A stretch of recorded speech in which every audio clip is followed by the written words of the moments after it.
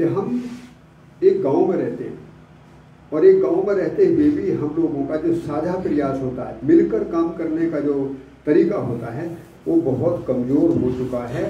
अब कहीं भी 5-10 लोग मिलकर किसी बात को साथ साथ लेकर चलने के लिए तैयार नहीं है या हैं?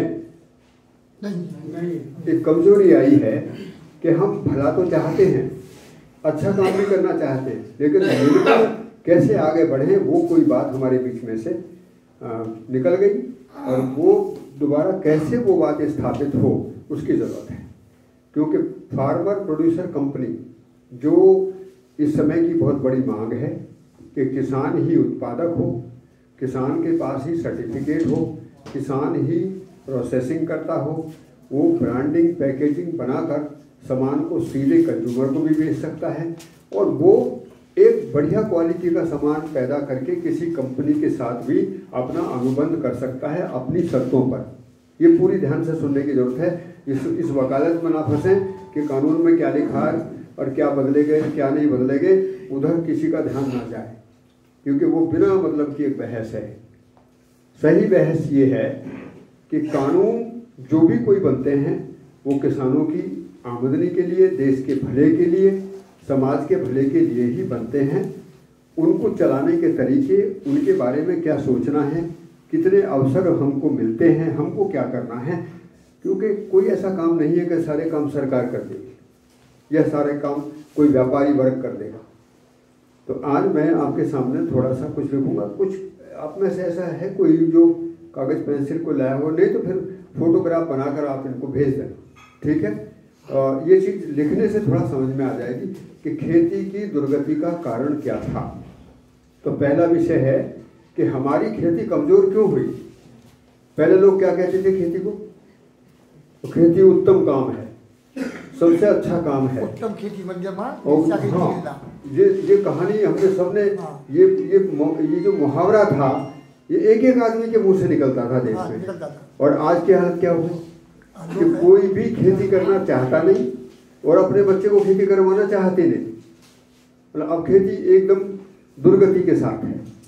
तो फिर हो क्या गया इन 40-50 वर्षों के बीच में क्या हो गया? तो हमको वो मुद्दे देखने हैं और उन मुद्दों को बारीकी से समझना है। कोई भी बात आपको समझ में ना आए तो आप तुरंत पूछ सकते हैं। तो मैं लिखना शुरू कर दूं ताकि वो बात आपको स्पष्ट हो जाए। देखो भाई, हम जो अभी जो खेती कर रहे हैं वो खेती हम लागत से कर रहे हैं।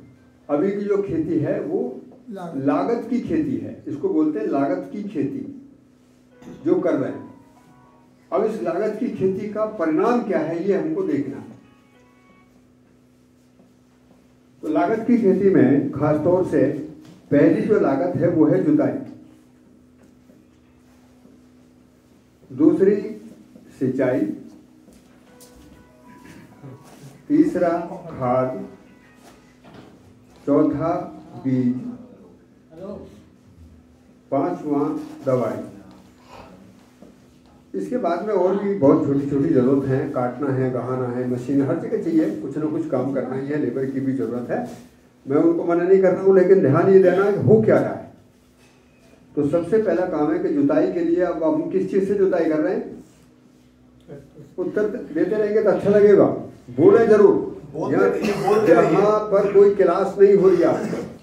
बुनियादी बात यह है कि कहाँ से कहाँ तक हमको सफर तय करना है, आपको ही तय करना है। थोड़े बहुत दिन के लिए सरकार मदद करेगी, हम भी आपके बीच में जाएंगे। और वैसे तो मैं जिंदगी भर के लिए भी बता रहा हूँ आपको कि योजना बंद होने के बाद भी आपसे संबंध रहेगा, बराबर रहेगा, लेकिन समझने के साथ में रहेगा। हम भी कुछ कहते रहे, आप भी कुछ करते रहे, उससे कोई नतीजा नहीं निकलेगा। तो जो भी बात मैं पूछूं तुरंत बोलो। जुताई किससे कर रहे हैं? अच्छा, अब ट्रैक्टर के लिए ईंधन, ये ट्रैक्टर कहाँ से लिया?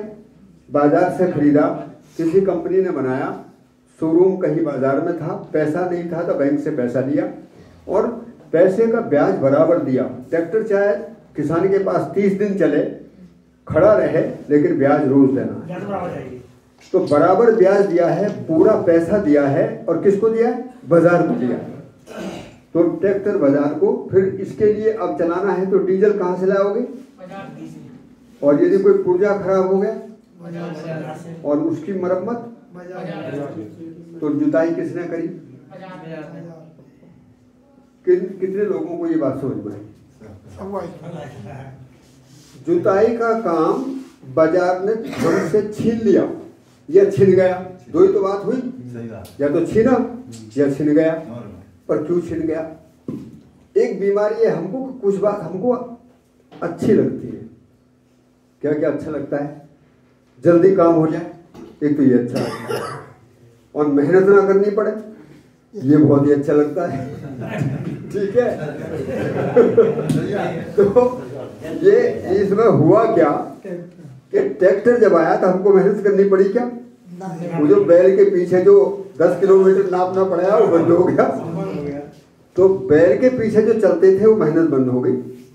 दूसरा, बैल के लिए चारा भी करना, जुताई करके बंद नहीं होना, अब उसका चारा भी करना। तो वो जो काम था बैल के साथ में वो बोझ हो गया, बोझ। क्योंकि जो एक आदमी कर रहा है, परिवार के और लोग नहीं कर रहे, ये परिवार में हुआ है बोझ। यदि मिलकर परिवार में काम होता तो बोझ नहीं होता। नहीं तो मैंने देखा है कि बैल हल से, हमारे यहाँ एक परिवार अभी भी गांव में बैल हल चलता, उस आदमी ने जिंदगी में जमीन खरीदी है। कमाल की बात, मतलब बैल हल चलाने वाले आदमी ने जिंदगी में 10-20 बीघे जमीन खरीदी है। आज भी है वो मौजूद, और उसके पास छोटी जमीन है, किराया करता है बैल से। क्योंकि बैल का कहते तो घास ही तो खानी है उसको। उनको तो ऐसा नहीं कि डीजल ला के बैल के गले वो सारा काम ऐसा ही था। तो क्या हुआ, यहाँ पर हमारी दो चीज बची, मेहनत बची और समय बचा। और उसी बचाने के चक्कर में हम लोगों ने कहाँ फंसे? बाजार में फंसे। अब बचे हुए का क्या किया हमने? आप सही बताओ मुझे, जो मेहनत आपने बचाई थी और जो समय आपने बचाया था उसका क्या किया? तो बाजार में चलेगी सब, वो तो चली गई।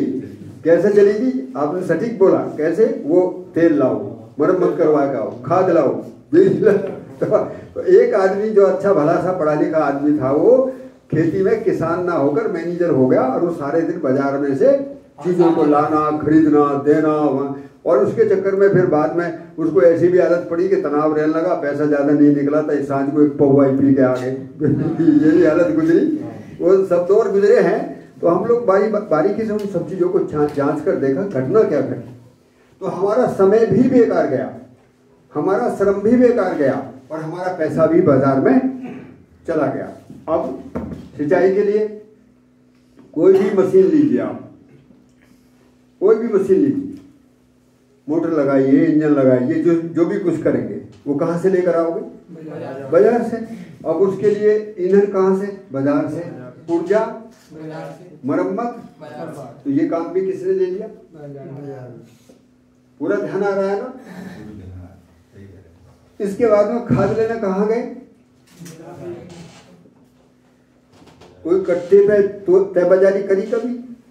नहीं भाई, मैं इतना नहीं दूंगा, इतने का दे दे। जो वो कह देगा वो देना पड़ेगा। पक्का समझ में आ गया? तो उसने अपनी शर्तों पर बेचा। तुम्हारे पास कोई अधिकार था? तो जुताई में तुम्हारे पास कोई अधिकार नहीं बचा, सिंचाई में तुम्हारे पास कोई अधिकार नहीं बचा, और खाद खरीदने में तुम्हारे पास कोई अधिकार नहीं बचा। अब बीज के लिए बाजार, और दवाई के लिए। तो अब मुझे बताओ, खेती का मुनाफा किसको होगा? जब खेती बाजार कर रहा है तो मुनाफा बाजार को ही तो होगा। समझ में आ रही ना बात? तो जैविक खेती का काम ये है। आदरणीय त्यागी जी बैठे हैं आपके बीच में, अभी सारे को देख रहे हैं। हिमांशु जी हैं आपके बीच में, रविंदर जी हैं, ज्ञानेंद्र किधर चला गया? गजेंद्र ज्ञानेंद्र, तो वो बैठा पीछे एक सिपाही, वो आपके बीच में रहता ही है। अब ये इतने डायलॉग आप आपस में बातचीत करते हो, ये मुझे थोड़ा सा शक रहता है, क्योंकि कागजी कार्रवाई बहुत है ना। सरकार ने कह दी ये कागज भरवा के लाओ, अब के ये कागज भरवा के लाओ। तो ऐसा हो रहा राशन की सी दुकान, दुनिया भर के कागज, हमको भी पीटने पड़ते हैं, आपको भी पीटने पड़ते हैं। पर कहीं ऐसा ना हो कि कागज भरने में तो हम लोग मास्टर हो जाए, खेत में वैसे के वैसे। हमको खेत में मजबूत होना है। ध्यान आ गया? तो एक बड़ा जोखिम ये हुआ कि खेती जो थी ये बाजार के कब्जे में चली गई, और इस खेती का नाम क्या रखा गया था? आधुनिक खेती, वैज्ञानिक खेती, ये नाम तो थे। तो आधुनिक खेती के नाम पर खेती का बाजारीकरण हो गया। अब ये यहाँ तक नहीं ठहरा, इसमें और एक बड़ा खतरा हो गया। अब आपने कोई चीज पैदा करी, इसका नाम है उत्पादन। आपके पास उत्पादन आया, आपके पास कुछ भी आया, गेहूं पैदा किया, धान पैदा किया, कुछ भी पैदा किया। अब इसको बेचने कहाँ जाओगे? फिर बाजार पहुंच गए। और इसकी कीमत कौन तय करेगा? वाजिब। फिर बाजार पहुंच गए। कोई तुम्हें अधिकार है? नहीं, मैं तो अपने धान को 3000 को बेचूंगा। भाई ये नहीं होगा जी, 1500 की बिकेगा। ठीक है।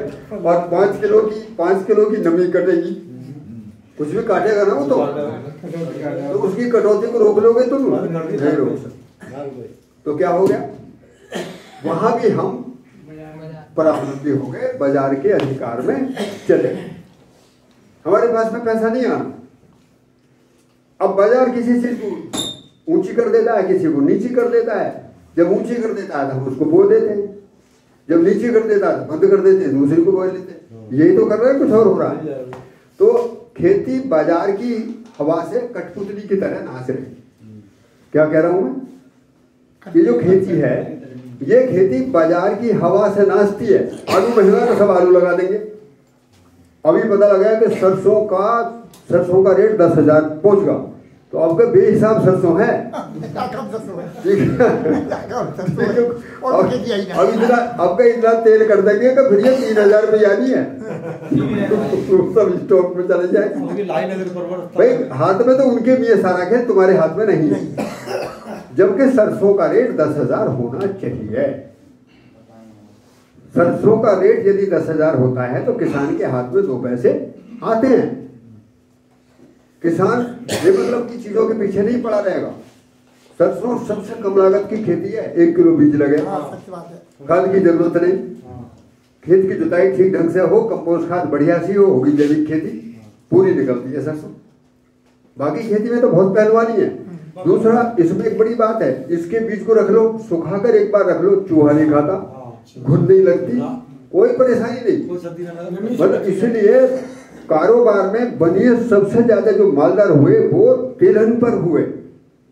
लेकिन तिलहन बोआना बंद कर दिया, क्योंकि कच्चा माल फैक्ट्रियों के लिए तैयार किया, गन्ने वाले गन्ने के पीछे लग गए, गेहूं वाला बिस्कुट फैक्ट्रियों के लिए गेहूं हो गया, और पूरी दुनिया में धान एकदम तूफान की तरह आ गया। गेहूं की खेती, धान की खेती किसानों के लिए कर्जे की खेती है। काय की खेती है? कर्जे की है। इससे कर्जा तो बढ़ेगा, नहीं बढ़ी सर। हमारे पास, क्योंकि हमारे पास कोई हिसाब किताब तो होता नहीं। आप में से कोई हिसाब दिखता है? आप में से कोई हिसाब दिखता है? अभी नहीं दिखता भाई। शर्म की बात है। क्या नाम गजेंद्र, शर्म की बात है भाई। आप जैविक खेती वाले किसान अपना हिसाब जरूर लिखो, ताकि आप खुलकर बोल सको कि कहां से चले थे और कहां पहुंचे। हमारी आमदनी कितनी थी? बीजे में 5,000 थी, 10,000 थी, आज 20,000 होगी तो हम ठीक हो। कुछ तो तय करा जाए। और मैं इस सच्चाई को भी जानता हूँ, वो तुम लिखते क्यों नहीं? क्योंकि इसमें लिखने लायक कुछ है, ये तो बनिया लिखेगा। कौन लिखेगा इसको? इसका हिसाब किसके पास है? बनिया के पास है। तो बनिया लिखता है। आप लिखोगे क्या? नहीं लिखोगे। 3 साल लिखा था कि घाटे में जा रहे थे। घाटे कोई तो ना लिखते, डर के बारे लिखते रहो कि घाटा ही आओ। बराबर लिख रहा है वो घाटे में जा रहे हैं 3 साल बराबर। अब थोड़ा घाटे। ठीक है। तो पहले साहब धान करे 80,000 घाटों को, दूसरे साहब धान करे 75,000 को घाटों को, और 5 साल घाटे में लगा। अच्छा, गन्ना बराबर छलावा छूट रहा है इसको। बाबा वो जो घाटा तुमने लगाया, हिसाब लिखा था या वैसे ही बोल दिया? हाँ जी, हिसाब से लगा। अच्छा, हिसाब लगा। ठीक है, ठीक है। चलो अब बढ़िया आगे चलते हैं, क्योंकि समय भी ज्यादा लगे, बहुत दूर से आए हैं आप लोग भी। तो इसके बाद में एक घटना और घटी। आपने गेहूं पैदा करा, उसका बिस्कुट कितने का बिका? 200 रुपए किलो बिका, 400 रुपए किलो बिका, जो भी बिका। लेकिन आपको क्या उसका दाम मिला? बिस्कुट वाले ने चाहे वो कितने का ही बेचा, लेकिन आपको हिस्सा नहीं दिया। आपको तो जो रेट था ना, उससे भी कम दिया। सरकार कह रही है 2000 का रेट, तो बनिया कह रहा ना बहुत गेहूं आपके हम नहीं खरीद सकते, 1500 में देता हो तो दे। वही चला ना। ये सारी घटना घट रही है। इसलिए जरूरत थी कि इस सारे ढांचे को बदला जाए। क्या किया जाए? इस पूरे ढांचे को बदला जाए। किसान यहाँ बाजार के चंगुल में ना फंसे, किसान यहाँ भी बाजार के चंगुल में ना फंसे, और किसान इससे आगे प्रोसेसिंग करते हुए भी बाजार के चंगुल में ना फंसे, और किसान अपने परिवार को चलाते हुए भी बाजार के चंगुल में ना फंसे। क्योंकि अब गेहूं, गन्ना, धान पैदा करने वालों को तेल भी बाजार से लाना है, मसाले भी बाजार से लाने हैं, दाल भी बाजार से लाना है, सब्जी भी बाजार से लाना है। तो पता लगा पैदा करी एक चीज और बाजार से खरीद के लाए 10 चीज। तो जो छोटा मोटा हाथ में आया था वो भी बाजार में चला गया। तो कुल शुद्ध माने में भारत में खेती का बाजारीकरण ही किसानों की तबाही का कारण है। एक बात समझ में आ गई? इसको सरकार ठीक नहीं कर सकती, और व्यापारी ठीक करेंगे क्या? भाई जिसको जेब काटने की आदत पड़ गई ये ठीक करेगा क्या? अब कौन बचा? किसान बचे। किसान ही तो बचे। तो दर्द किसके है? किसान के है। और निकलना किसको है? किसान को। इसलिए आप लोगों से मेरा एक निवेदन है, आज आप एक बेटा कौन फोन कर रहे हैं, थोड़ी देर के लिए बंद कर लें। तो आज मेरा आपसे एक निवेदन है कि आप मेरे कहने से नहीं बल्कि अपनी सोच से, अपनी ईमानदारी से अपने मन में ये संकल्प लेकर जाओ कि अब हमको बाजार के चंगुल से खेती को निकालना है, अपने अधिकार में। क्या करना अधिकार में? कि मेरी लागत मेरे काबू में आ जाए, मेरी कीमत मेरे काबू में आ जाए, बिक्री मैं कर सकूं। तो क्या क्या काम है? कुल कितने काम हैं? ये 4 काम हैं जो आपको करने हैं। सबसे पहले उत्पादन जो है उसका प्रबंधन करना। क्या करना है? प्रबंधन। प्रबंधन क्या चीज है? अंग्रेजी हिंदी में बोलते हैं इसको मैनेजमेंट, या इंतजाम करना, व्यवस्था करना। क्या मतलब है? मतलब ये है कि अभी क्या कर रहे हैं आप? मान लिया एक गांव में 50 लोग सेलेक्ट हुए, तो 50 लोगों ने जैविक खेती करी, लेकिन जब मार्केटिंग का नंबर आया तो खरीदार बोला कि मुझे इस नंबर का गेहूं चाहिए। और जब आपसे पता करा उन्होंने तो आपके पास कितने नंबर निकले? जब आपने अपनी मर्जी से काम किया तो इनके खेत में कोई और नंबर था, इनके खेत में कोई और नंबर था, उनके खेत में कोई और नंबर था। अब खरीदार कई प्रकार के गेहूं को इकट्ठा करके दड़ा बनाकर थोड़ी खरीदेगा। क्या बात समझ में आई? आपको गेहूं भी बोना है तो एक वैरायटी तय करनी होगी। करनी चाहिए नहीं करनी चाहिए? कौन सी करनी चाहिए? जिसको बाजार खरीदे। भाई बाजार कह रहा है कि मुझे दलिये वाला गेहूं चाहिए, जिसका दलिया बनता है, और उसका रेट 2500 रुपये पहले से ही वो तय करता है। हम भी बता रहे हैं आपको, आपके साथ में हम भी कर सकते हैं, और भी बहुत सारे लोग कर सकते हैं। तो वो बीज उत्पादन कराना चाहता है, वो दलिये का गेहूं पैदा कराना चाहता है, वो आटे का गेहूं पैदा कराना चाहता है।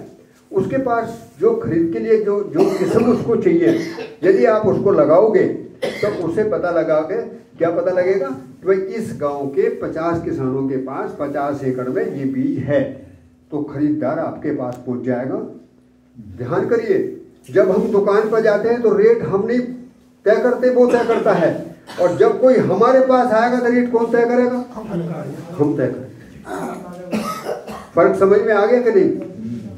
खरीदार को जो जरूरत है अब वो हमारे पास आ रहा है।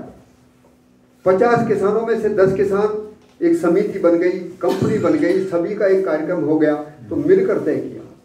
तो क्वालिटी के लिए पहले, सबसे पहले क्वालिटी पर काम करना। अभी हम क्या कर रहे हैं? केवल उत्पादन करते हैं, चाहे वो कुछ भी पैदा हो जाए, इसने कुछ, इसने कुछ, इसने कुछ। तो एक तो जैविक खेती में ध्यान रखना है कि जितने भी ग्रुप लीडर हैं वो इस बात को समझ लें कि वो बिजाई होने से पहले आपस में बात जरूर कर लें कि भाई आप लोग बीज उत्पादन में जाना चाहते हो, आप लोग कौन सा गेहूं लगाना चाहते हो, ताकि हम कंपनी से बात कर लें। उनकी जिम्मेदारी है ये, कागज भरना उनकी जिम्मेदारी नहीं है। इतनी कागज भरने से ज्यादा बड़ी जिम्मेदारी है, कागज तो जो भरने थे भर गए। अब जिम्मेदारी ये है कि 1 साल निकल गई, अब जो फसल लगाई गई है, जो लगी है, अब कुछ दिन के बाद में 2-4-6 महीने के बाद फिर दूसरी लगेगी, तो कहीं से तो तय करोगे। तो आज नहीं लगी है तो आज से तय करो, और आज नहीं लगी है तो कल से तय करो। तय तुमको करना है कि हमको कौन सा बीज लगाना है और वो बीज कहाँ बिकेगा। तो बिक्री पहले तय करनी है। तो उत्पादन प्रबंधन हमें कहाँ से तय करना है? अब हमको इधर से चलना है। पहले हम चलते थे इधर से इधर, अब हमको चलना है इधर से इधर। हमको पहले ये तय करना है कि ये बिकेगा कहाँ, कौन खरीदेगा हमसे, ठीक है। ये बिकेगा कितने रेट में, कौन खरीदेगा, ये तय करना चाहिए कि नहीं तय करना चाहिए?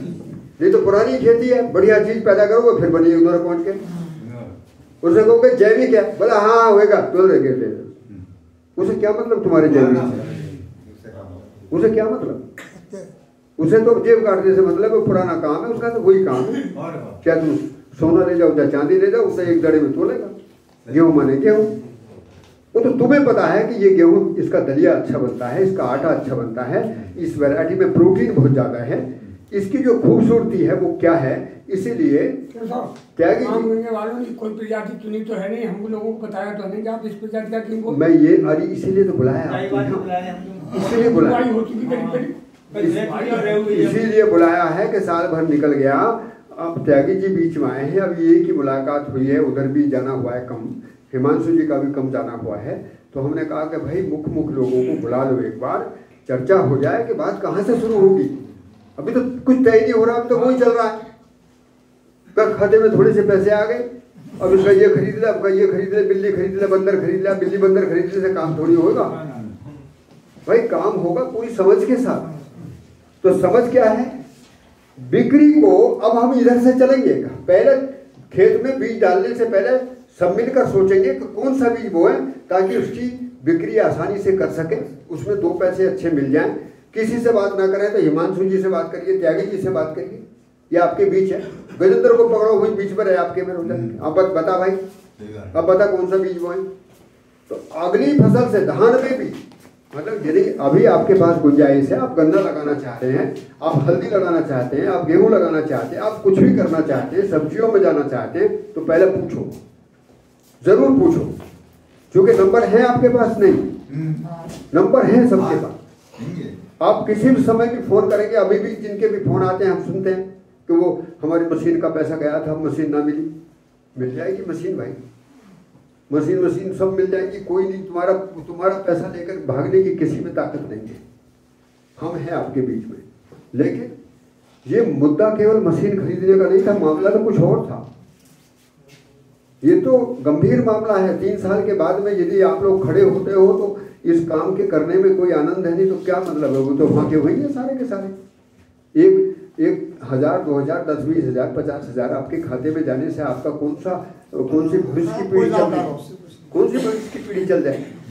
नहीं चलेगा। वो तो प्रोत्साहन है कि भाई चलो इस छोटी सी मदद हो जाए और किसानों का फायदा हो जाए। कोई बात तो नहीं थी, समझ में आई एक बात। अब इसमें 2 मुद्दे और हैं कि कई बार ऐसी परेशानी है कि आज तो चलो हमारे साथ कोई है, वो हमसे जिम्मेदारी तय कर रहा है कि मैं खरीद लूंगा, लेकिन यदि कल को उसने मना कर दी, कल को उसने कह दिया कि भाई मेरा मौका नहीं है, ऐसे बहुत सारे लोग कर देते। पहले कह देंगे आपसे बोला है ये कर ला जो कर दूंगा, फिर उसके बाद छुट्टी। तो इसके लिए आपको 2 काम और दिए बीच में जो समझने के हैं। वो है, एक है प्रमाणीकरण। क्या है आपको पता है कि नहीं? इस प्रमाणीकरण का नाम है PGS। क्या नाम है इसका? PGS। अब 1 साल निकल गई, मान लिया कोई जाकर पूछने लगे आपसे तुम्हारे यहाँ सर्टिफिकेशन चल रहा है? हाँ चल रहा। तो कौन सा चल रहा? चल रहा है, कोई मुझे से पूछ ले तो गड़बड़ होगी। स्कूल में तो तुम जा रहे हो पढ़ने, और जब ये पूछा गया कि कौन सी क्लास में पढ़ रहे हो, तो फिर कैसे कहोगे कि प्रधान जी से पूछ लो।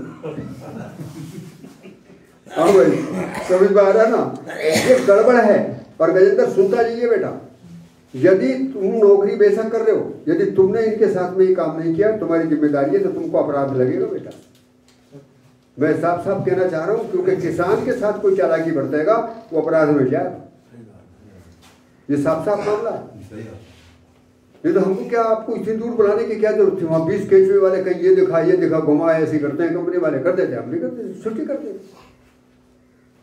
इसलिए बुलाया कि आज आपके साथ में खुली चर्चा हो जाए और हम भी नहीं मिल पाए और हम भी आना चाह रहे हैं। आप यदि गांव में मिलकर 50-40 किसान जब भी आपको मन बने कि हमको ये समझने की, तो हम आ जाएंगे, बिल्कुल आ जाएंगे, पूरे गांव के हिसाब से आ जाएंगे। अब कोई कहना कि एक आदमी कि मैं आ जाऊँ, वो बुलाता फिर रहा, अरे आ जा, अरे हाँ तू ही सुन ला, पहले बाद में सुन लूँगा, ये चल रहा है ना मामला बाबा। तो इतना समय हमारे पास भी नहीं है। तो बहुत बड़े मुद्दे की बात यह है, हमको एक काम ये करना है, इसका नाम है प्रमाणीकरण। ये प्रमाणीकरण हमको 3 जिम्मेदारी देता है। ध्यान से सुनना बेटा, यही है गहरा कांटा। भारत सरकार ने एक प्रमाणीकरण लागू किया और उसकी वकालत करने वाला आदमी आपके सामने खड़ा है। मैंने इसकी 6 वर्ष वकालत करी पूरी, इसको लागू कराया। ये ऐसा प्रमाणीकरण था जिसमें किसानों का कोई पैसा खर्च ना हो, लेकिन किसानों को 3 जिम्मेदारी लेनी है। एक तो जो इंस्पेक्टर बाहर से आता है और इंस्पेक्टर आए के आपके खेत को पास फेर करता है, करते ना करते, इस देश में इंस्पेक्टर राज बहुत है, ध्यान है कि नहीं है? किसी चीज की इंक्वायरी करनी है तो कौन आया? इंस्पेक्टर आया। तो जैविक खेती में भी एक इंस्पेक्टर आता है, लेकिन इस सर्टिफिकेशन में इंस्पेक्टर का काम किसान खुद करते हैं। तो अब इंस्पेक्टर कौन हो गया? किसान। तो अपने खेत का करोगे कि दूसरे का? मतलब अपने खेत का करोगे तो फिर बेईमानी चलेगी ना। तो क्या करते हैं किसान, जो समूह में है, 50 किसान है, 20 किसान है, एक क्लस्टर कितने का है? 50 एकड़ का। एक क्लस्टर कितने का है? 20 हेक्टेयर या 50 एकड़। और उसमें किसानों की संख्या कितनी है? कितनी संख्या है किसानों की? भाई किसी में अधिकतम 50 हो सकते हैं, नहीं तो कम ही होंगे, 30 होंगे, 40 होंगे। तो वो जो 30-40 किसान हैं वो मिलकर ये तय करेंगे कि कौन से वो 5 लोग हैं जो ईमानदारी से सबके खेत को देखकर ये बताएंगे कि भाई इसने जो काम किया है वो ठीक किया। आप समझ रहे ना पूरी तरीके से? ये पंचायती राज है पूरा। अब उन 30 में से 5 पंच चुने जाएंगे। ये केवल ग्रुप लीडर का काम नहीं है। ग्रुप लीडर तो आपको सूचना देने का नाम है। सरकारी योजनाओं की कोई सूचना आपको दी जाएगी, ये ग्रुप लीडर का काम है। जो गजेंद्र भाई आपके बीच में है, उनकी जिम्मेदारी है कि किस समय पर क्या क्या काम करना है, उसके बारे में आपको जानकारी दें। लेकिन ये कुछ और गहरे मुद्दे हैं जो आपको समझने हैं। तो जो इंस्पेक्टर का खर्चा था वो खर्चा बचा। मैंने खुद 18 हजार रुपए कंपनियों को फीस दी है और सर्टिफिकेट नहीं मिला। आसान गेम नहीं था। ये भारत सरकार की ताकत थी जो किसानों के लिए निःशुल्क पीजीएफ सर्टिफिकेशन लागू किया। उसका पोर्टल है, मोबाइल से आप इसकी एप्लीकेशन डाल सकते हो और आपको तो कुछ नहीं करना, आपको तो सारा काम कर दिया, आपको तो सरकार ने सारा काम करवा दिया। तो सर्टिफिकेशन की तैयारी, लेकिन अब इंस्पेक्टर तो बना दिए आप। अब इंस्पेक्टर आपने पूछा गए थे किसी के खेत पर? बोले मैं तो उसको जानता भी हूं। तो अब इसमें एक होता है पीयर अप्रीजल रिपोर्ट। एक साफ साफ बात कहने का ढंग होता है।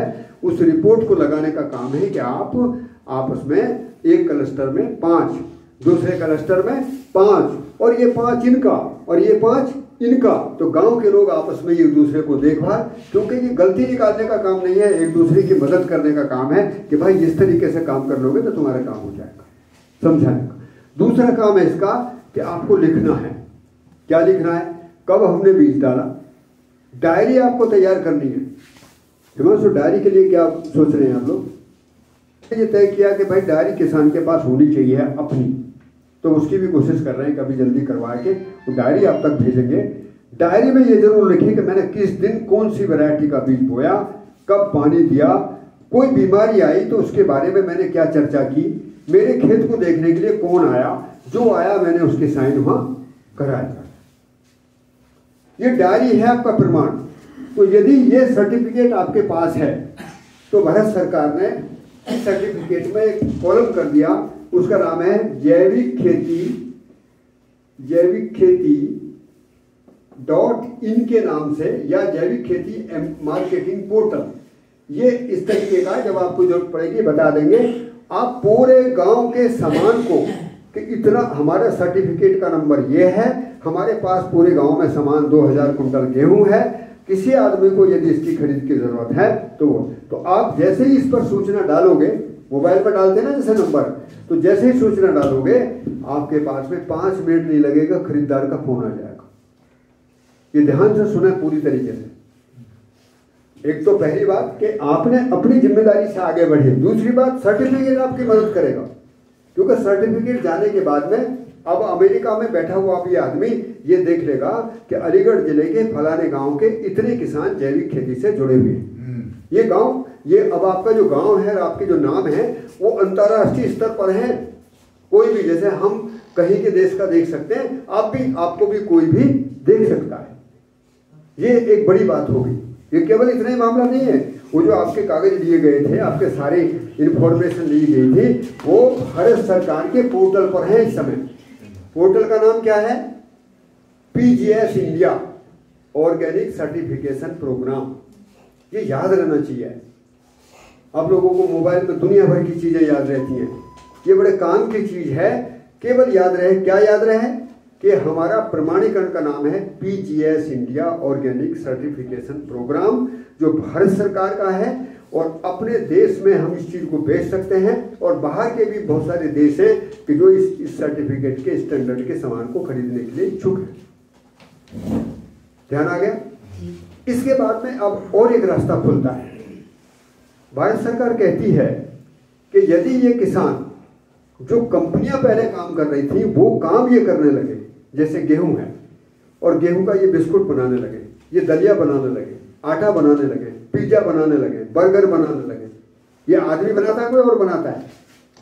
ये आदमी बनाता है। हो सकता है आपके गांव के लोग कितने बाहर जाएंगे यही काम करते हो। तो गेहूं से बनने वाली चीज, गन्ने से बनने वाली चीज, धान से बनने वाली चीजें, दालों से बनने वाली चीजें, मसालों से बनने वाली चीजें, ऐसी चीजें जिनको कौन चाहता है? शहर में रहने वाला आदमी खरीदना चाहता है। उन सारी चीजों को कैसे बनाया जाए? तो इसका नाम है कि हम एक प्रसंस्करण इकाई जरूर लगाएं। इस प्रसंस्करण इकाई को, प्रोसेसिंग यूनिट को लगाए जाने के लिए ही आपका फार्मर प्रोड्यूसर कंपनी बनाए जाने का प्रावधान है। आप में से जो लोग, अच्छा मुझे बताओ, आप में से इंटर कितने पढ़े हुए? हाथ उठाएं। इंटर वाले कितने? 1 2। हाई स्कूल वाले? अच्छा। कक्षा 8 वाले? जो कक्षा 8 से ऊपर है, मतलब कक्षा 8 तक पहुंच गए? 8 9 था। ठीक है। और बिल्कुल जो नहीं गए? हाँ। तो अब देखिए, अब इसके लिए बहुत बढ़िया, तो बहुत मेरी खुशी की बात है कि मेरे कोई 2-3 भाई ऐसे हैं कि जो नहीं गए हैं, बाकी सब कक्षा 8 तक हैं। इसको केवल कक्षा 8 तक ही आदमी चाहिए। इसको ज्यादा पढ़ा लेगा, इसमें नुकसान करे, टांगड़ा हुआ फिर भी, मतलब यूरिया मारा, हाँ उल्टा पुल्टा काम करेगा। इसको कम पढ़ा लिखा ही आदमी चाहिए, समझा हुआ आदमी चाहिए। इसको पढ़ा हुआ कम चाहिए, समझा हुआ ज्यादा चाहिए। जो मौसम को पहचानता हो, खेत को पहचानता हो, जुताई को पहचानता हो, बीज को पहचानता हो। इसके लिए पढ़ने की जरूरत है क्या? ये तो किसान का बेटा समझेंगे। तो सरलता में जो चीजों को हम समझ सकते हैं, उनको लेकर हम ये काम आगे बढ़ाएं। तो इसमें हमको क्या करना है? हमको अब मिलकर अपने ही गांव में स्थापना करनी है। किस चीज की? कंपनी के जरिए प्रोसेसिंग यूनिट की। कंपनी में कम से कम 5 डायरेक्टर, 5 ईमानदार आदमी चाहिए कि नहीं चाहिए? हाँ, ईमानदार चाहिए। अब आप में से कितने ईमानदार हैं? हाथ उठाओ। अरे सभी उठा दो भाई। ईमानदार है। वाह भाई वाह। देखो क्या खतरे की घंटी है। जब मैंने ये पूछा कि आप में से कितने ईमानदार हैं, तो हाथ उठाने में एक दूसरे को देख रहे। नहीं, बात ऐसी है, आपके साथ सहायता मिली और सहायता मिलने पर किसी को काम नहीं किया, बेमत रह गए। अरे आपके साथ सहायता मिली किस लिए? आप हम खेती करें। हाँ। और उसको हमने समझ नहीं किया तो दिखाई दे रहा है। ईमानदार है। बात एक दूसरी है। ये कोई गोल चीज होगी। जैसे मैं इसको उलट दूंगा, मैं उल्टा पूछूंगा क्या? तुम में से कितनी बेईमान है? आगे बैठे तो बेईमान है, ठीक है ना? तो सही मायने में एक बहुत अच्छी बात भी बताना चाह रहा हूँ। आदमी जन्म से ईमानदारी होता है, आदमी जन्म से सच्चाई होता है, आदमी जन्म से सही काम करना ही चाहता है, ये जन्म से ही उसके साथ। वो दुनियादारी को देख के अपना डिजाइन खराब कर ले। ये डिजाइन कैसे खराब करता है? ये दुनियादारी को देख के करे। तो आप दुनियादारी को देख के डिजाइन मत खराब करो। आप अपने अंदर जो आदमी हो, अपने अंदर जो इंसान हो, ये इंसानियत का उत्तर था जब ये कहा कि भाई आप में से कितने ईमानदार हो, तो सबको हौसला बना, मैं ईमानदार हूँ। फिर मैंने पूछा बेईमान कितने हो, एक ने हाथ उठाया, नहीं उठाया क्योंकि हम है ही नहीं। तो जो मजबूरियां हैं, जो व्यवस्थाएं हैं, जो मान्यताएं हैं, जो नासमझी हैं, जो कमजोरी है, हम उनके कारण बेईमानी करते हैं, इरादे से बेईमानी नहीं करते। ये तो सुंदर बात है। तो आप इस सुंदर बात को बिल्कुल पल्ले से बांध लो कि ये खेती इतना बढ़िया काम है कि इसमें कहीं झूठ बोलने की जरूरत नहीं।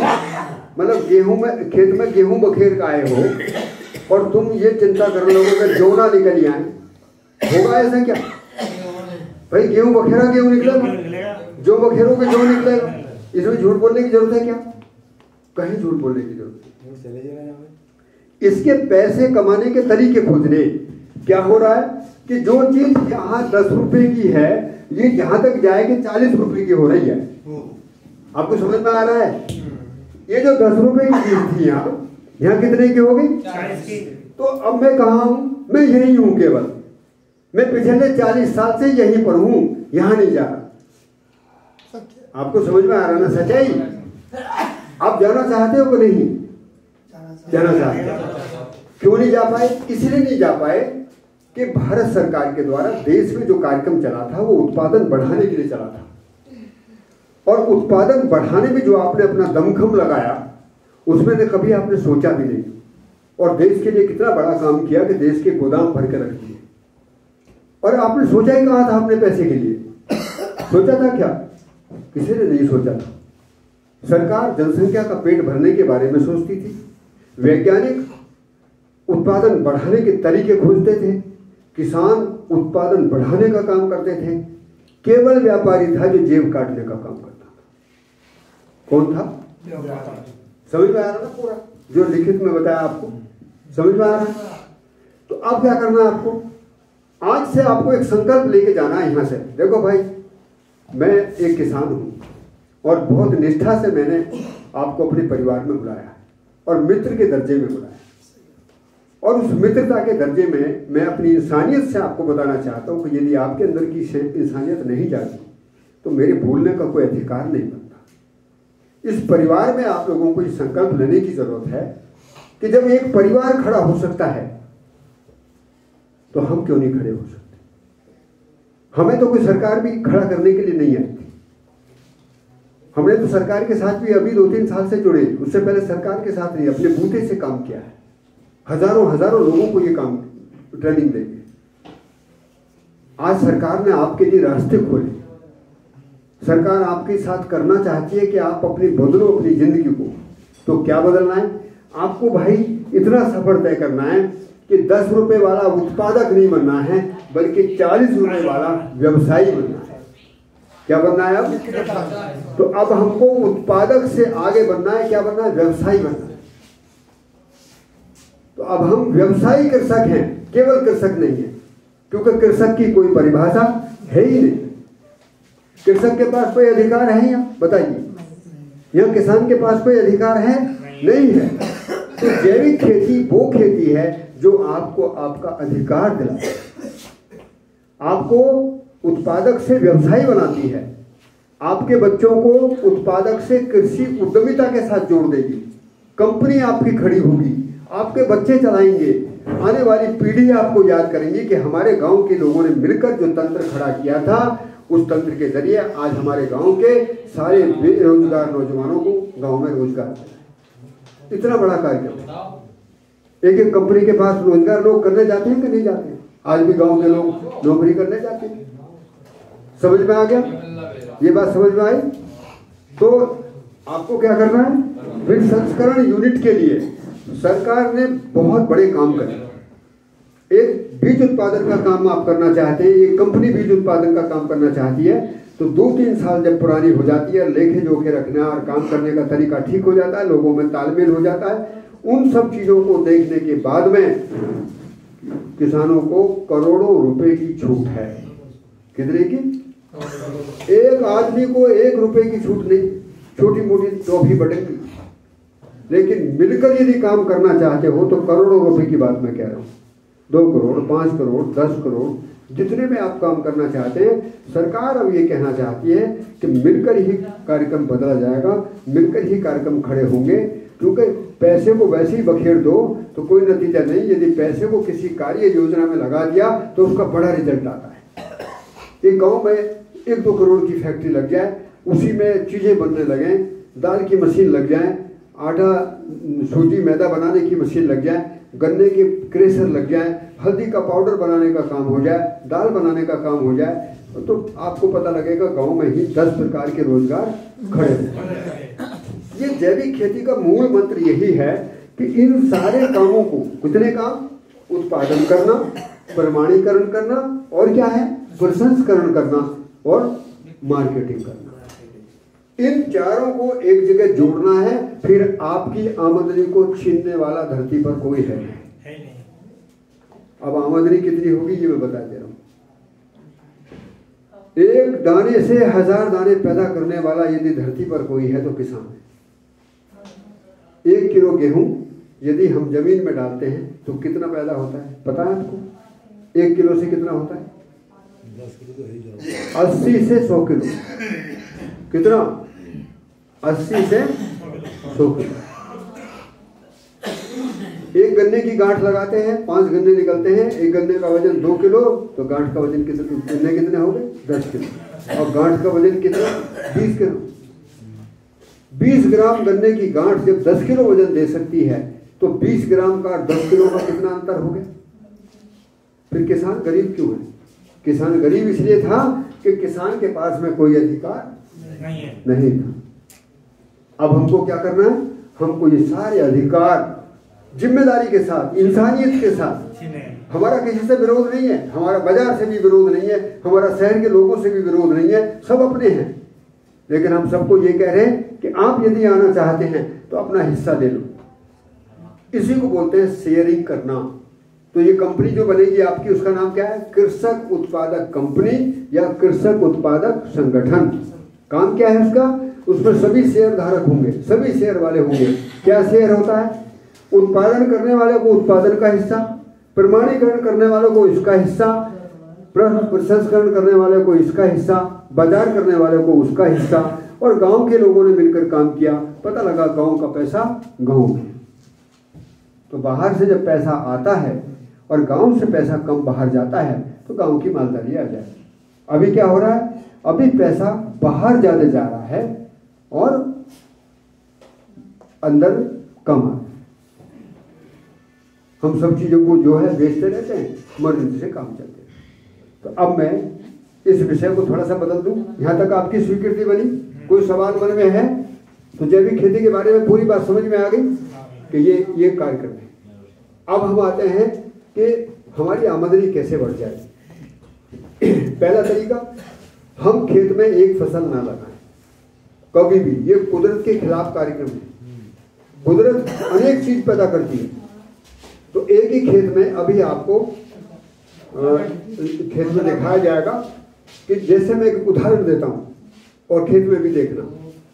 अप्रैल में जब गेहूं कट जाते हैं तो आप अपने यहाँ इसका प्रयोग कर सकते हैं। अप्रैल में जब गेहूं कट जाते हैं तो आप खेत को तैयार करेंगे और तैयार खेत को करते हुए उसमें हल्दी लगाएंगे। क्या लगाएंगे? हल्दी। खरीदारी का डर नहीं, क्योंकि आप जैविक खेती का काम करेंगे, चीज सब बिक जाएगी। हल्दी का बीज लगेगा 1 बीघे में 1 कुंटल, 6 बीघे में 6 कुंटल। आपने हल्दी का बीज लगा दिया कितनी दूरी पर? 1.5 से 2 फुट की दूरी पर 2-2 लाइन एक जगह। जैसे एक मैट बनाई तो एक मैट पर डबल लाइन आपने लगा दी, हल्दी लग गई। अब जो एक लाइन से दूसरी लाइन के बीच की जगह है, इसमें आप जो भी घास वगैरह उगती रहेगी, आप उस घास की नलाई वलाई करते रहेंगे। 1-2 बार नलाई करनी पड़ेगी।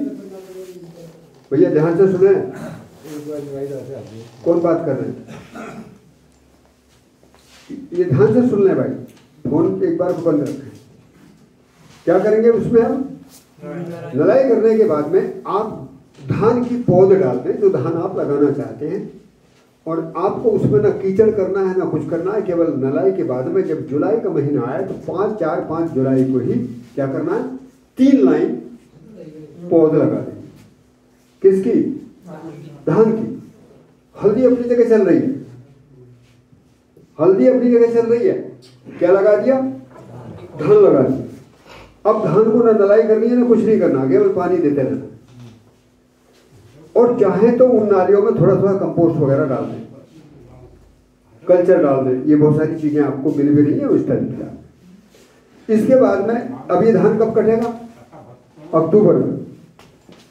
धान कट गया अक्टूबर में। कोई सवाल मन में हो तो मेरे से पूछ लो। अप्रैल में लगाई हल्दी, धान कब लगाया? जुलाई में। कटा कब? अक्टूबर में। अक्टूबर में धान काटने के बाद में इस खेत में अलसी बखेर कर पानी दे देगा। अभी हल्दी खड़ी है, हल्दी खड़ी है, लेकिन आपको अलसी बखेर देनी है। खड़ी हुई, धान कट गया, अब अलसी बखेर दो उसमें और पानी दे दो। जब नवंबर में दिसंबर में आजकल हल्दी का पत्ता नीचे गिरने लगेगा तो नीचे से अलसी निकलकर ऊपर आ जाए। 1 बीघे में 1 कुंटल अलसी निकलती है, 1 बीघे में 2 कुंटल धान निकलता है, और 1 बीघे में 8 से 10 कुंटल हल्दी निकलती है। 8 से 10 कुंटल हल्दी का रेट है। यदि 20 रुपए किलो हल्दी बिक रही है तो 8 कुंटल कितने की हो गई? 16,000। 2 कुंटल धान 3,000 के रेट में कितने का हो गया? कितना हो गया? 22,000। और 1 कुंटल अलसी कितने की हो गई? 10,000। 100 रुपए के रेट कितना बैठा बेटा? 32,000। क्या करो आपने? जुताई कम हुई कि नहीं हुई? पानी भी कम हुआ, जुताई भी कम हुई, कोई झंझट नहीं था। ये जैविक खेती थी। जैविक खेती जो अभी ये दही तोड़ रहे हो ना, 20 बार जोता, फिर गेहूं बोआ, बनिया लेकर भाग गया, फिर ये करके फिर ये काम नहीं है। आप पहले से तय करके बोलिए कि कम से कम लागत में, कम से कम लागत में, कम से कम पानी में, धरती की बात को समझकर, धरती की व्यवस्था को समझकर यदि हम खेती करते हैं तो तरीके हैं। आप गन्ने की खेती करना चाहते हैं, आप बगीचा लगाना चाहते हैं, आप जो भी करना चाहेंगे उसका मॉडल बनाकर हम देंगे आपको। क्या बनाएंगे? मॉडल। और वो मॉडल कैसा होगा? जिसमें से कम 40,000 रुपया बीघे की आमदनी निकले। क्या निकले? आमदनी की बात कह रहा हूं मैं, खर्चा नहीं, आमदनी निकले। बीज का काटकर मेहनत, आपका मेहनत का भरपूर निकलना चाहिए। तो 40,000 रुपये निकलता है तो 1 एकड़ में कितना निकलता है? 2.5 लाख रुपया। समझ में आ रहा है? अभी 1 एकड़ में क्या कर रहे हैं? 40-50 हजार रुपये घूम रहे हैं। कितने पर? पूरा दही टूट गई और 40-50 हजार रुपये हम लोग घूमते रहते हैं। तो हमको आमदनी को दोगुना नहीं, हमको 4 गुना 5 गुना करना है। ये तरीके हैं, इन तरीकों को समझना है। ये मैंने आपको इशारा करा। आप खेत में जाएंगे तो उन सारी चीज़ों को देखो। गन्ना लगाना है, गन्ने के साथ गन्ने को खुराक कैसे देनी है। अब ये तो डाई यूरिया भगे लेते फिरेंगे, तो गन्ने की डाई नहीं है, गन्ने की डाई है प्याज, गन्ने की डाई है लहसुन, गन्ने की डाई है धनिया, गन्ने की डाई है मेथी, गन्ने की डाई है मुरीला। मुरीला को कौन कौन जानते हैं आप में से? कोई नहीं जानते, पुराने जानते होंगे एक तो। मुरीला यूरिया की खान है। यदि गन्ने के खेत में मुरीला आपने पैदा कर दिया तो फिर गन्ने को एक दाना यूरिया देने की जरूरत नहीं थी। हमने वो सब चीज छोड़ दी, क्योंकि भक्के गए, कट्टा लाए बखेर दिया, कट्टा लाए बखेर दिया, उससे जमीन और बंजर हो गई। तो करना यह है कि गन्ने के साथ किस चीज को लगाना है, गन्ने के बराबर में किस चीज को लगाना है, बाग कहाँ लगाना है। आप बिल्कुल अपना दिल का ताला खोल लीजिए और अच्छे तरीके से मन बनाइए। हम आपके साथ मजबूत तरीके से काम करना चाहते हैं। एक एकड़ जमीन जो आपने छांट रखी है, जो खेत छांट रखा है, उस खेत को बदलना नहीं है। अब की बार जाके गंदर यहाँ बैठा है, अब की बार मैं आपसे निवेदन कर रहा हूँ, केवल गजेंद्र का काम नहीं है, ये आपका काम है। आप हिमांशु जी का नंबर ले लें, अपने खेत पर खड़े होकर और अपने मन में संकल्प लेकर कि मैं त्यागी जी के साथ में कभी झूठ नहीं बोलूँगा, चूँकि मैं आपके साथ कभी झूठ नहीं बोलूँगा, जिंदगी भर आपके साथ काम करूँगा। तो आप अपने खेत पर फोटो खींचकर आप भेजेंगे कि ये खेत है मेरा ऑर्गेनिक और इस खेत में मैं ये करना चाहता हूँ, भेज दीजिए हमारे पास। हम पूरे रात भर बैठेंगे, उस पर पूरा प्लानिंग बनाएंगे कि आप उसमें क्या क्या कर सकते हैं। आप उसमें सारी चीज़ लिखेंगे, पानी कैसा है, हो सकता है किसी खेत में पानी भरा रहता हो, नदी के तट के खेत हैं तो कहीं पानी भरा रहता होगा, तो उसके लिए क्या सोचेंगे, उसके लिए भी हम सोचेंगे। जहाँ पर पानी कम है उसके लिए भी सोचेंगे, जहाँ रेत भुरभुरा है उसके लिए भी सोचेंगे। तो हम जितना बेहतर से बेहतर करेंगे आपके लिए करेंगे। आपको इसमें कतई कोताही नहीं बरतनी। यहाँ से जाने के बाद में अपने सभी साथियों से कहो कि अपने खेत पर खड़े होकर अपना फोटो भेजें और उसके नीचे लिख दें कि हम अब इस खेत में ये काम आगे करना चाहते हैं और हमारी आमदनी बढ़ने का कोई सरल सीधा रास्ता हमको आप बताने की बताना। समझ में आ गया? कोई भारी काम है क्या? कोई भारी काम नहीं। हम तुम्हारे फोटो कहाँ खींच रहे हो? तुम अपने खेत पर रोज जाते हो, काम तुम्हारा है। हम जा रहे हो, चलो भाई इनका फोटो खींच के लाओ खेत पर से। ये हमारा काम नहीं है। आपका परिवार सुखी रहे, आपका परिवार आगे बढ़े, आपकी खेती मजबूत हो, दुनिया देखने को आए, आप दिल्ली के नजदीक हो, बहुत बड़ा कार्यक्रम ये होने की संभावना है।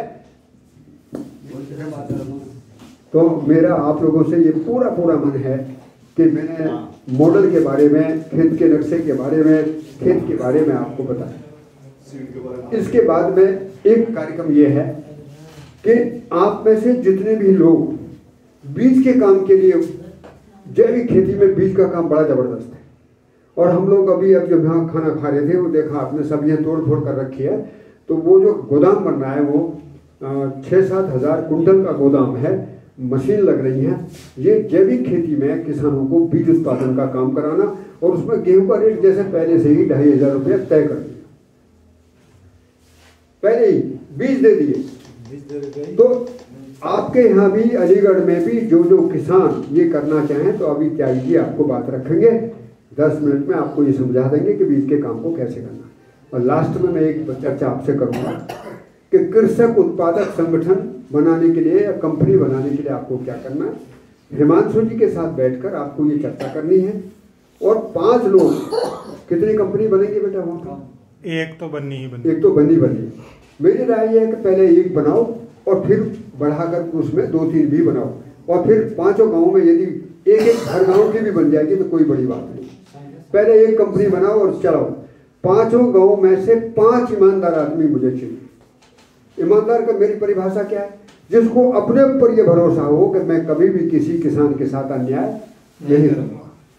बस इस संकल्प के साथ में जो आदमी मिल जाए वो 5 आदमी 5 नाम जरूर दे दें ताकि हम कंपनी को रजिस्टर्ड करा दें और कंपनी रजिस्ट्रेशन कराने के बाद में आपको फिर पूरा कार्यक्रम बता दें ताकि इन 2 सालों में आपकी कंपनी एक स्तर पर खड़ी हो जाए और कंपनी को आप समझकर आगे काम करें। समझ में आ रहा पूरा? 5 गाँवों में से 5 आदमी मिल सकते हैं क्या नहीं? अब ये 5 गाँव में 5 आदमियों की दूसरी शर्त क्या है? ये आदमी कभी भी इस कंपनी में इलेक्शन नहीं होने देंगे। इसमें शर्त लिखी जाएगी कि ये पूरे गांव के लोग तय करेंगे कि इस कंपनी में कभी भी इलेक्शन नहीं होगा। इलेक्शन ही नाश की जड़ है। हम क्या करेंगे? हम योग्य आदमी को जिम्मेदारी सौंपेंगे। भाई तुम ट्रेनिंग बढ़िया देते हो तो तुम ट्रेनिंग की जिम्मेदारी ले लो, तुम लिखते बहुत बढ़िया हो तो तुम लिखने की जिम्मेदारी ले लो, तुम लोगों को मतलब बाहर का काम अच्छा कर लेते हो तो बाहर की जिम्मेदारी ले लो, मार्केटिंग का काम अच्छा करते हो तो मार्केटिंग की जिम्मेदारी ले लो, प्रोसेसिंग का काम अच्छा समझते हो तो प्रोसेसिंग की जिम्मेदारी ले लो। तो ये जो काम है इन कामों की जिम्मेदारी लेनी है। उसमें कंपनी में नेतागिरी नहीं करनी। नेतागिरी हुई और कंपनी का नाश हुआ। तो 5 आदमी अपना नाम लिखाएं, कोई झंझटबाजी नहीं है इसमें। और हम चाह रहे हैं कि जल्दी से जल्दी जो काम हो, ये 2-3 काम के फैसले के लिए हमने आप लोगों को बुलाया था। मेरा नंबर हिमांशु जी के पास है और बाकी सभी के पास है। आप हम सबकी एक टीम है पूरी की पूरी और मिलकर हम आपके साथ में काम करने को तैयार हैं। आप यहाँ आए मुझे बहुत अच्छा लगा, आपका दिल से बहुत आभार व्यक्त करता हूँ, बहुत मन में स्वागत है और बड़ी उम्मीद आपके साथ है कि आप एक वहाँ बड़ा काम करें। वो 5 गांव भी खड़े हों तो 5 के साथ में देखकर वहाँ 25 गांव और खड़े हो जाएं तो कार्यक्रम आगे बढ़ेगा, कारवा आगे बढ़ेगा। मेरी आपको बहुत बहुत शुभकामना है और मैं तहरीर से कहूँगा वो बीज के बारे में आपको बताएं।